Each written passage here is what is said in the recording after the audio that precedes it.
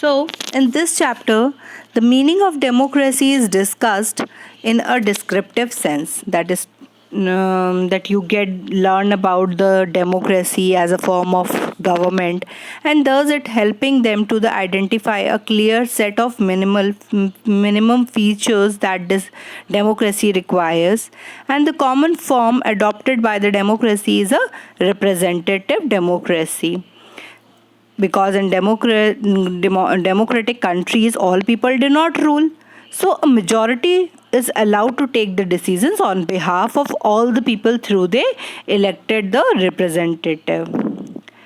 So modern democracies involved such a large number of people that is it physically impossible for them to sit together and take a collective decisions. So even if they could, the citizen does not have the time, the desire or the skill to take part in all the decisions.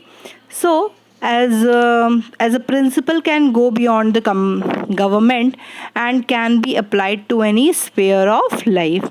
So people use the word democracy do not to describe any existing government, but to set up an ideal standard that all democracies must aim to become.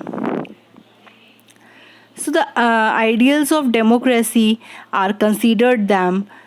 Then no country in the world is correctly democratic. But still, having an understanding of democracy as an ideal will explain that why to value democracy, because it enable people to judge an existing democracy and identify the weakness. It also helps to distinguish between a democracy and a good democracy.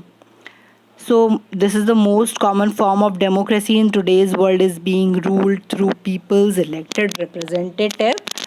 However, for a small community, there can be other ways of making democratic decisions.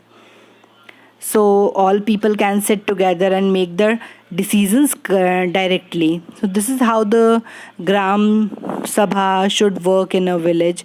So because some of the when we get the independence, we have our election competition, electoral competition. Then there is a national government and state government, and after some time they started the village government.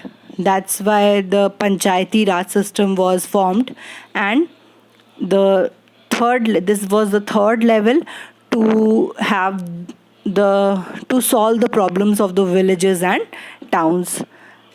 Now this is all about this chapter. So your first chapter of civics, that what is democracy and why democracy is completed.